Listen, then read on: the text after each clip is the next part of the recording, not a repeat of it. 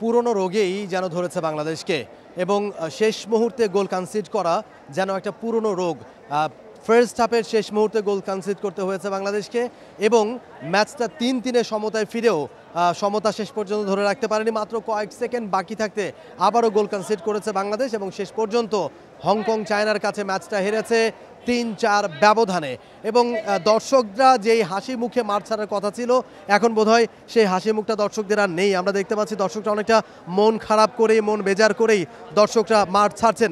একটু কথা বলতে চাই, শেষ মুহূর্তে গোল হজম করেছে বাংলাদেশ, নিশ্চয়ই ব্যাপারটা একেবারে ভালো লাগেনি। জিনিসটা অনেকটা এরকম হয়েছে, মনে করেন যে সব সাজানো গোছানো সংসার, শেষ মুহূর্তে যে দেখি আমার এনার্জি নেই, আমি মরে গেছি, অনেকটা এরকম একটা অবস্থা। বুঝতেই পারছেন যে আসলে তার অবস্থাটা কেমন। দর্শক যারা খেলা দেখেছেন, যাদের হাসি মুখে মাঠ ছাড়ার কথা ছিল, বাংলাদেশ 3-3 সমতায় ফিরেও একেবারে শেষ কয়েক সেকেন্ড বাকি থাকতে গোল কনসিড করা, এর মতো হতাশা বোধ হয় আর হয় না। এবং তাদের চোখে মুখে তাকিয়ে বুঝতে পারছেন যে দর্শকরা কতটা হতাশাগ্রস্ত।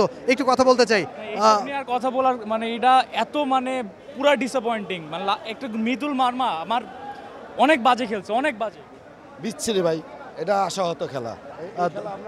দর্শকদের আসলে আশাহতের কথা শুনছিলাম। ক্রিকেটেও মন ভাঙে, ফুটবলেও মন ভাঙে, এই হলো আমাদের বাংলাদেশ, ঠিক আছে? সবার মানলো না ভাই, 4-3 লাস্টে 2 সেকেন্ড আগে মিস্টেক হয়ে গেছে বাংলাদেশ, খুব দুঃখে চলে যাচ্ছে। ভাই আমরা সব সময় জিততে জিততে হেরে যাই ভাই। বাংলাদেশে কোনো প্লেয়ার খেলবে না, সাতুদ্দিন তাকায় তাকায় দেয়, বলে গোল দেয়, এটা কি হইলো? দর্শকরা এই মুহূর্তে একেবারে ক্ষিপ্ত হয়ে উঠেছেন। বাংলাদেশ দলের যেই খেলা, তাতে আসলে তারা মোটেও সন্তুষ্ট না।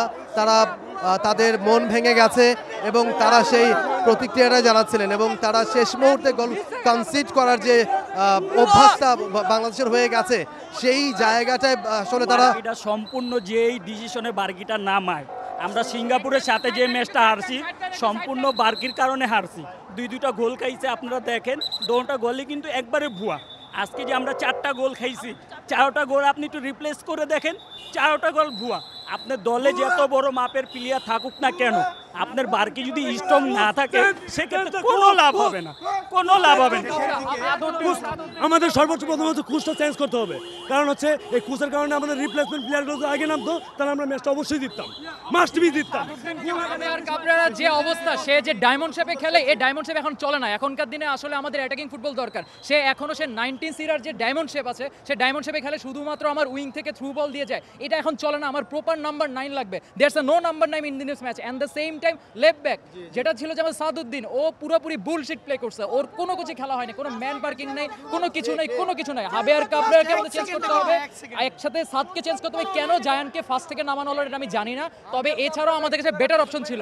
আমি জানি না কি বলবো, পুরোপুরি হতাশা। বাংলাদেশ যত সময় ভালো খেলে। কি প্রচার করতে পারবেন? যদি প্রচার করতে পারেন তাহলে প্রচার করেন। 70 মিনিটের পরে 4টা প্লেয়ার নামানো হয়েছে। এ জায়ান ফাহিমের থেকে কোন দিকে কম? সমিত কোন দিকে কম?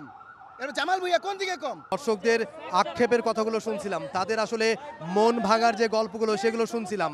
তারা আসলে বলছিলেন, কেউ বলছেন কোচ চেঞ্জ করতে হবে, কেউ বলছেন ফুটবলারদেরকে চেঞ্জ করতে হবে। ফুটবলারদের আসলে ক্যালিবার নিয়ে তারা প্রশ্ন তুলেছেন, তারা টেকনিক নিয়ে প্রশ্ন তুলেছেন, তারা যেই ফরমেশনে বাংলাদেশ খেলছে সেই ফরমেশন নিয়ে প্রশ্ন তুলেছেন এবং তারা চাচ্ছেন এখান থেকে বেরিয়ে আসতে। বাংলাদেশ বারবার এইভাবে করে আসলে তাদেরকে কষ্ট দিবেন। দর্শকরা কষ্ট করে খেলা দেখতে আসেন, গাটের পয়সা খরচ করে খেলা দেখতে আসেন। ওই জায়গা থেকে যাতে বের হয়ে আসতে পারে বাংলাদেশ টিম, তারা যাতে ভালো ফুটবল উপহার দিতে পারে, তারা যাতে জিতে বাংলাদেশের ফুটবল ফ্যানদের মুখে হাসি ফোটাতে পারে, সেই কথাগুলো তারা বলছিলেন, সেগুলো আমরা শুনছিলাম। প্রত্যেক দর্শকই আসলে তারা আসলে ক্ষিপ্ত এবং তারা তাদের মনের কষ্টের কথাগুলো বলছিলেন। তারা যে কষ্টটা পেয়েছেন, যেই ম্যাচটা অন্তত বাংলাদেশ ড্র করতে পারত, একেবারে শেষ মুহূর্তে গোল কনসিড করে তারা হারতে হয়েছে, সেই কষ্টের কথা তারা শোনাচ্ছিলেন, সেই কষ্টের গল্পগুলো তারা বলছিলেন এবং প্রত্যেকেরই প্রায় একই ধরনের কষ্ট, একই ধরনের কথা, একই ধরনের বক্তব্য। For more updates, subscribe to our YouTube channel and click on the bell icon. Follow us on Facebook and Instagram. Download T-Sports app to enjoy exciting games and highlights. Visit tsports.com.